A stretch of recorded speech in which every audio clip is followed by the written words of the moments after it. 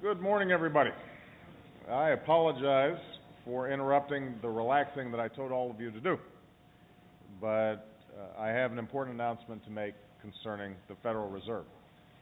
The man next to me, Ben Bernanke, has led the Fed through one of the worst financial crises that this nation and the world has ever faced. As an expert on the causes of the Great Depression, I'm sure Ben never imagined that he would be part of a team responsible for preventing another. But because of his background, his temperament, his courage, and his creativity, that's exactly what he has helped to achieve. And that is why I am reappointing him to another term as chairman of the Federal Reserve. Ben approached a financial system on the verge of collapse with calm and wisdom, with bold action and out-of-the-box thinking that has helped put the brakes on our economic freefall. And almost none of the decisions that he or any of us made have been easy. The actions we've taken to stabilize our financial system, to repair our credit markets, restructure our auto industry, and pass a recovery package have all been steps of necessity, not choice. They faced plenty of critics, some of whom argued that we should stay the course or do nothing at all. But taken together, this bold, persistent experimentation has brought our economy back from the brink. There's steps that are working. Our recovery plan has put tax cuts in people's pockets, extended health care and unemployment insurance to those who have borne the brunt of this recession, and is continuing to save and create jobs that otherwise would have been lost. Our auto industry is showing signs of life. Business investment is showing signs of stabilizing. Our housing market and credit markets have been saved from collapse. Of course, as I've said before, we are a long way away from completely healthy financial systems and a full economic recovery.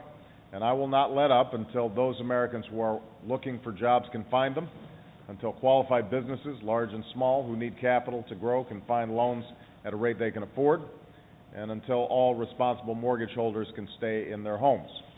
And that's why we need Ben Bernanke to continue the work he's doing. And that's why I've said that we cannot go back to an economy based on over-leveraged banks, inflated profits, and maxed out credit cards. For even as we've taken steps to rescue our financial system and our economy, we must now work to rebuild a new foundation for growth and prosperity. We have to build an economy that works for every American, and one that leads the world in innovation, in investments, and in exports. Part of that foundation has to be a financial regulatory system that ensures we never face a crisis like this again. We've already seen how lax enforcement and weak regulation can lead to enormous wealth for a few and enormous pain for everybody else. And that's why, even though there's some resistance on Wall Street for those who would prefer to keep things the way they are, we will pass the reforms necessary to protect consumers, investors, and the entire financial system. And we will continue to maintain a strong and independent Federal Reserve. We will also keep working towards the reform of a health insurance system whose costs and discriminatory practices are bankrupting our families, our businesses, and our government. We will continue to build a clean energy economy that creates the jobs and industries of the future within our borders, and we will give our children and our workers the skills and training they need to compete for these jobs in the 21st century. And much like the decisions we've made so far, the steps we take to build this new foundation will not be easy. Change never is. As Ben and I both know, it comes with debate and disagreement and resistance from those who prefer the status quo. And that's all right, because that's how democracy is supposed to work. But no matter how difficult change is, we will pursue it relentlessly because it is absolutely necessary to lift this country up and create an economy that leads to good jobs, broad growth, and a future our children can count on. That's what we're here to do, and that's what we will continue to do in the months ahead. So I want to congratulate Ben on the work that he's done so far, wish him continued success in the hard work that he has before him. Thank you so much, Ben. Thank you, Mr. President.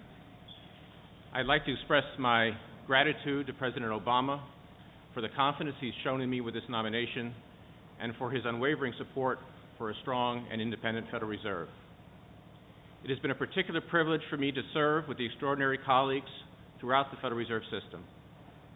They have demonstrated remarkable resourcefulness, dedication, and stamina under trying conditions.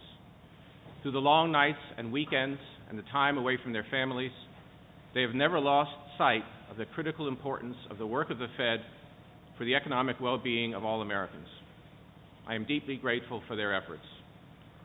I especially want to thank my own family, my wife Anna, and our children, Joel and Alyssa.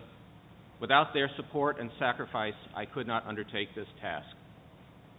The Federal Reserve, like other economic policymakers, has been challenged by the unprecedented events of the past few years.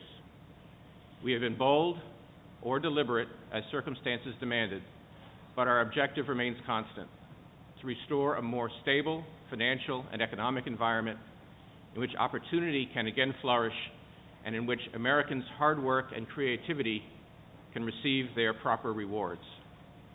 Mr. President, I commit today to you and to the American people that if confirmed by the Senate, I will work to the utmost of my abilities with my colleagues at the Federal Reserve and alongside the Congress and the administration to help provide a solid foundation for growth and prosperity in an environment of price stability. Thank you, sir. Thank you. Great job.